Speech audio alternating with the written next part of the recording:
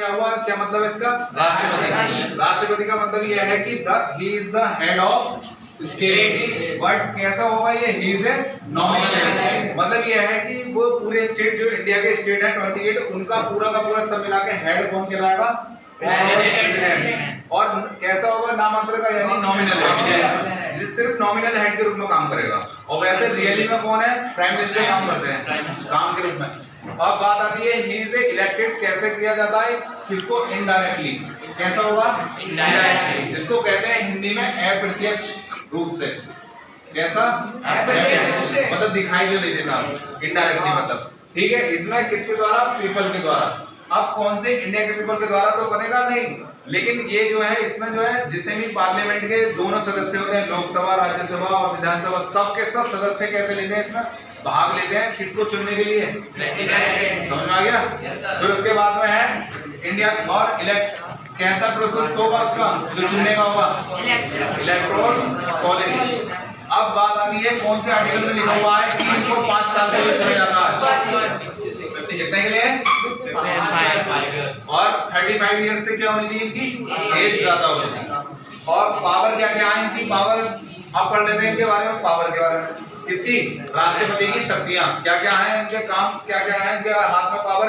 एक तो यह है कि डिसीजन जो लेते हैं, जैसे कोई लॉ बना और लॉ बनाने के बाद में मैंने क्या कहा था कि पहले लोकसभा में होगा, फिर किस में जाएगा, राज्यसभा में, लोकसभा से राज्यसभा में, राज्यसभा से किस में जाएगा, किनके पास जाएगा, और वो क्या करेंगे उसमें, ठीक, उसको इश्यू करने के बाद में तब होगा अपॉइंटमेंट। और वो किसके, फिर और एक और बात, अपॉइंटमेंट का भी काम है इनका, किसको करना, जैसे सुप्रीम कोर्ट के जज या अन्य जज और जो भी उसके महानिरीक्षक जो होते हैं, मुख्य पदों पे जो बैठने वाले अधिकारी होते हैं, उनको कौन चुनेगा, लेकिन किसके एडवाइस से, किसकी एडवाइस से, देखो ये लिखा हुआ एडवाइस ऑफ पीएम, किसके एडवाइस पे, प्राइम मिनिस्टर की एडवाइस पे ही उसको चुनने का, समझ में आ गया। चुनने का अधिकार किसको है, फिर उसके बाद में इन्हें एक 3 पावर और दी गई है, बहुत वेरी मोस्ट इंपोर्टेंट 3 पावर है ये। एक तो है नेशनल इमरजेंसी। नेशनल इमरजेंसी कौन से आर्टिकल में है, नेशनल इमरजेंसी का मतलब होता है कि आपको पूरे देश पे अगर कोई जैसे बाहर से जैसे युद्ध हो जाए, छिड़ जाए किसी अंतरराष्ट्रीय युद्ध में, कैसे, जैसे पाकिस्तान से भारत से क्या हो जाए, युद्ध हो जाए, तो पूरे देश पे इमरजेंसी लगेगी नहीं लगेगी, तो वो इमरजेंसी लगाने का अधिकार किसको है, वो कौन सी इमरजेंसी कहलाएगी, कौन से आर्टिकल में, 352।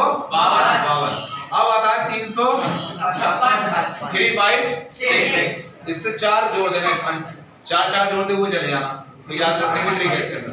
356 में क्या लिखा हुआ है, स्टेट इमरजेंसी। स्टेट इमरजेंसी में ये होता है कि किसी, जैसे अभी यहाँ पे यूपी है, जैसे आपका स्टेट उत्तर प्रदेश में, कभी यहाँ पर जो है जिनकी सरकार चल रही है उनसे सरकार नहीं संभली जाए, या फिर क्या होने जाए कि यहाँ पर जो चल रहा है, जैसे उत्तर प्रदेश में क्या हो, अभी हिंसा की घटनाएं मिल जाएं।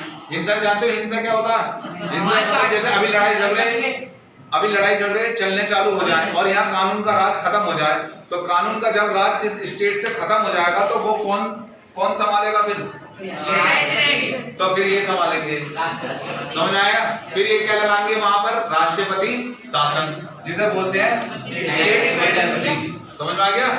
फिर उसके बाद में कौन सा आर्टिकल में जाएगा, 360। और 360 कौन सा है, फाइनेंशियल। फाइनेंशियल का मतलब क्या होता है, क्या होता है फाइनेंशियल का मतलब, आर्थिक, जब आर्थिक स्थिति के रूप से देश कमजोर होने लगता है, यानी कि क्या होने लगता है, देश में कर्जा बढ़ने लगता है, तो फिर कौन सी इमरजेंसी लगाएंगे, और ये क्या कौन लगाया है, कौन से आर्टिकल में, 360। ये तीनों आर्टिकल समझ में आ गए। फिर एक बार रिवीजन कर लो, 352 में कौन सा,